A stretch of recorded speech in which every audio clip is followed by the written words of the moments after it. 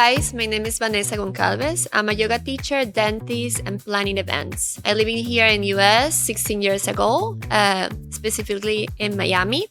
So let's start with this back and forward question. So the first one is, how did your relationship with fitness begin? Probably that happened 6 years ago. I was in a very depressed moment in my life. I was unable to do anything. Actually, I spent like almost every day in the bed until finally I decided to go to ask for help for therapists. I visit so many psychologists and psychiatrists because all of them want to give me like a pill to treat this depression, and I was against to get that pill. So I visit one doctor that she finally recommended me to start meditation, and that changed my life completely. I remember like my first time meditated was terrible. For me, was like this never end less of time. My legs were like so sore. I have so much pain in my sit bones. But little by little, I never give up, and I show myself over and over again until finally this meditation started to work on me. And from meditation is when I start to know a little bit more about yoga. And because this changed my life, and more than changed my life, saved my life, is when I decide to leave the dentist career and I start to doing a full-time yoga teacher. So the second question is, what was your first job as a coach? My first job as a coach, of course, is a yoga teacher. I started teaching in a yoga studio here in Miami, in the same district. The name of this yoga studio is Ahana Yoga. And the other question is, do you remember my first client? Yes, of course. It was like so hard. Two things. First, I'm from Venezuela, so English is not my first language. When I was started teaching, probably my English was worse than it is right now. Imagine how was that. And then like when you teach yoga, you need to learn Sanskrit. That is the words that we use to say the name of the position. So I was trying to learn Sanskrit and do my best to speak my English. In a yoga class, first job, we probably like, 10 or 12 students. I was so nervous, but I always be grateful for my teacher, Dawn, that she gave me this first opportunity to teach this Spanglish yoga class in Ahana Yoga.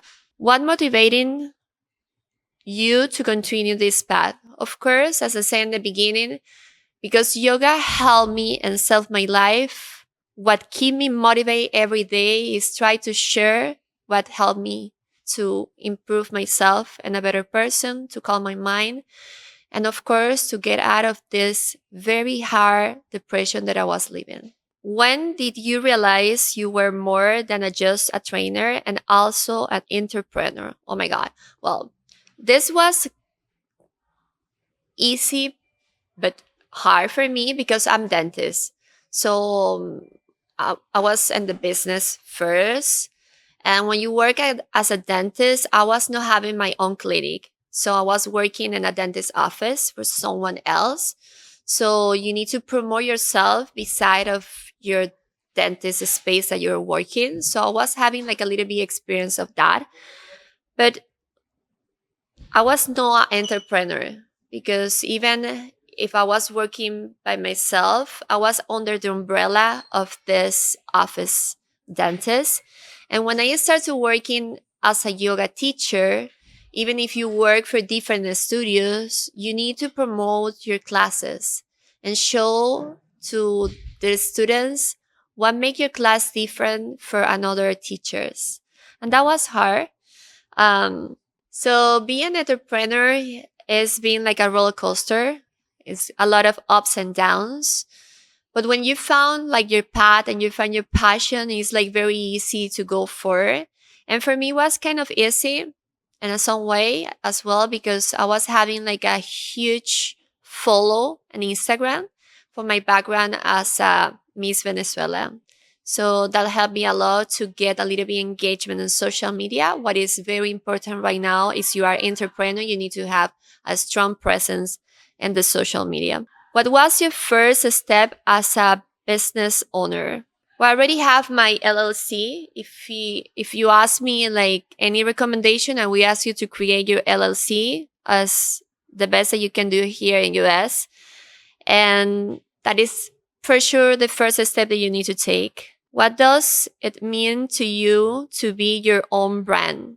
I was V Goncalves G on social media when I was model, and I used that social media, that handle, to transition as a yoga teacher. But of course, took me like a little bit while to share to those people that are follow me that I was no longer a model and no longer a dentist, and I started to step into this new world of yoga. So it still be like a little bit hard because sometimes people try to ask me like, why you don't post pictures as you as a model, or why you don't do like dentist stuff. So little by little you need to educate your audience. And of course you want to gain new followers. Some followers want to leave you because you are no more in the industry that you be before. But that is part of the journey and it's okay.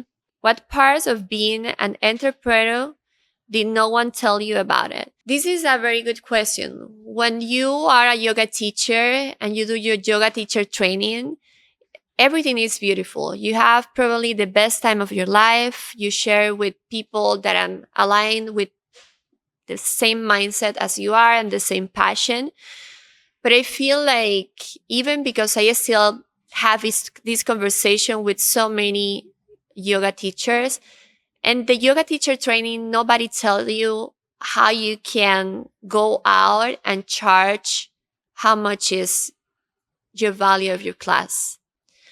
And then you start to doubting about it because you are just new and you feel like you can charge the same price that maybe another teacher they have 10 years charging.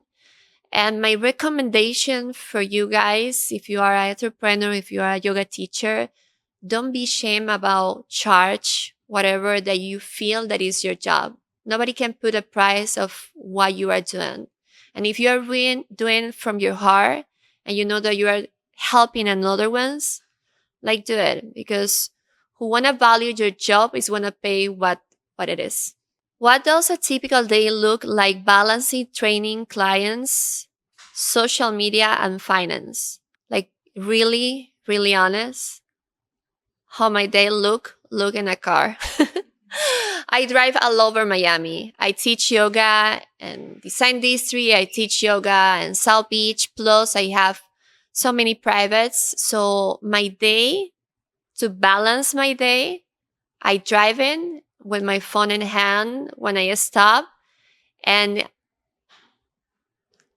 it's difficult for me don't be in that position because I'm a very active person and I like to plus all the classes that I teach. I like to train myself. I like to go to the gym plus do like any yoga class that is in the middle. So my day, how looks like literally driving all over Miami. What is the hardest part of managing your time? Oh my God. The hardest part is like you squeeze all the jobs that you can since you wake up, plus your training and your personal yoga practice. And then is when you realize you don't have time for social life. That is the hardest part for sure. Do you have a habit or routine that keeps you focused? Yes, my mornings are sacred. I wake up like very early in the morning. I like to walk. I live on the beach, so I walk in the beach probably like for 30 minutes. And then I come back home, take my coffee, sit to meditate 20 minutes. And then is when I take shower and my day starts. So if I don't do that to keep my center and clear my mind and balance my life, I probably could have handled my day. Which part of the business do you enjoy the most? Share with my students. I mean, see how there are like so many people that when I came to your yoga class, and there are people that came because they thinking they want to burn calories. Other ones they want to think because they want to get like more flexible. But at the end, if they keep showing up over and over again for all the classes, you are able to see the beautiful, beautiful journey they start. Even the way that they think, they act is totally different, because yoga is beyond of this physical movement, is working more in your mind. So you really start to calm your mind, to found that beautiful alignment in what you think and what you feel. So that is the beautiful part of my job. And the thing that I don't enjoy so much probably is negotiate the contracts. Being this back and forward, if someone hired me for a yoga event or for corporate business, it's not my favorite thing. Like negotiation, no. What was the toughest moment in your career? I could say like the first 2 years was the most harder part of my career as a yoga teacher, because you need to put yourself out there in different places, different studios, different locations, and try to keep that energy up when you are like so worried about if you are doing right, when you are so worried about like if you are able to hold the space for students, if you are doing okay the money that you are charging, and like all these insecurities in the first 2 years was very hard. Which failure taught you more than a success? Oh my God, I don't want to say like this was a failure, but when I teach my first yoga class in a corporate business, I was I was always teaching in a yoga studio, and then um, a company hired me to teach a yoga class for the employees. And I show up there with my speaker and my harmonium, and I was all of these corporate people seated. And when I asked them, who of you practiced yoga before? Only one person practiced yoga. And imagine how is maybe the mindset of a corporate person. They're like very into the box. So even if you try to explain all the benefits of yoga, they're like always skeptical about if this is working or not. So I'm very grateful that I have this background as a dentist, because it's helped me to show with science proof how this practice can help the people. So it was a good thing that I have that background to teach them. What advice you will give to your 5 years ago self? 5 years ago, myself, I was probably in this very depressed moment, try to fighting or found modest to get out of bed. And what I tell myself probably is gonna be like, don't give up. You got this and everything is gonna be okay. How do you handle the pressure of being independent? This is very tough. And most for me, because as I say in the beginning, I'm a dentist, so I was very habituated to have my salary like the entire month. And when you start to as an entrepreneur and a yoga teacher, and most in the beginning, you are learning. You are in this curve of learning. So I remember back in the days, there are months that I was not having like any income. And I was like, oh my God, how I want to pay my bills, how I want to pay the rent. So, like, finding the sweetest spot to learning how handle this pressure is probably like yoga help me to calm my mind, to don't panic, to don't get anxious, to believe in what I'm doing, and understanding that everything takes time. No one can build an empire from a blink of eyes. So don't give up and continues like showing up for you, and little by little you want to build your own empire. Life, freedom, friends, Jesus Christ, learn, work, job,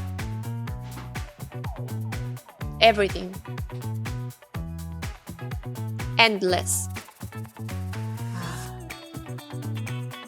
a curve, present. What do you dream of achieving with your business? My dream is have this little boutique hotel with wellness involved. Very boutique, no more than 20 rooms.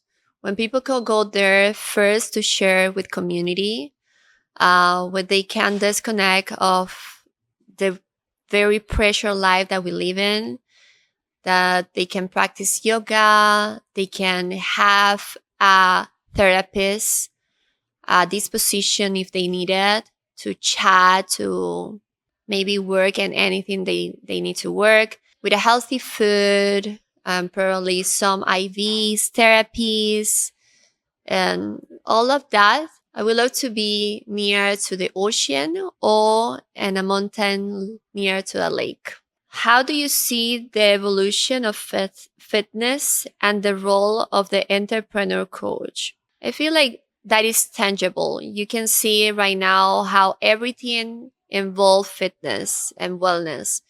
All all hotels, all events, all companies are now surrounding and bringing this concept of fitness and wellness to the environments. So the evolution is happening and the future is there. What legacy do you want to leave in your community? As a yoga teacher, I want to leave that word, just that community, that students that came to my class, they have the ability to feel safe in the space. They know each other. They have a great time to share in the space, not only to practice and move the body, but at the same time knowing they have someone next to them to, if they need support, if they need to talk. And that is what I want to create. I want to create really communities. What message would you give to coach just starting out? Never give up. No matter what people tell you, no matter what is your actual job, if you are passionate about what you're doing, you want a big success. You need to have confidence in what you believe and understanding, as I say first, like maybe a few questions prior, that it's a long journey, but the compensation of this long journey is when you look back and you see like all the great things that you've been doing and all the people that you've been helping. Personal mantra that I used to have maybe is be authentic and be vulnerable. As much vulnerable you are, you want to attract to your life the right person, your tribe, those ones that resonate who you are. Try to don't copy anyone, be you. If you could leave just one lesson to the next generation of coach, what would you be? Don't be ashamed to ask for help. We sometimes freeze ourselves and stepping back because we feel fear, we feel intimidated, or we feel shame to ask for help. And that put us in a position that nothing is going to happen. You don't want to move forward and you never want to improve or learn. So ask for help. It's okay. And I guarantee you that You want to find a million of people that want to be more than happy to help you. I'm so grateful for this invitation and happy that people have this amazing idea to create this space for us as a coach, because we talk out of the cameras. It's a very competitive world, and sometimes we feel like our colleagues are our enemies, and that is the worst feels and the worst sensation. And I hope this Fitneur help all the coaches to understanding that as much as we be close and we hold the back of each other, this community is going to grow more. So the tagline from this podcast is, the coach is the entrepreneur.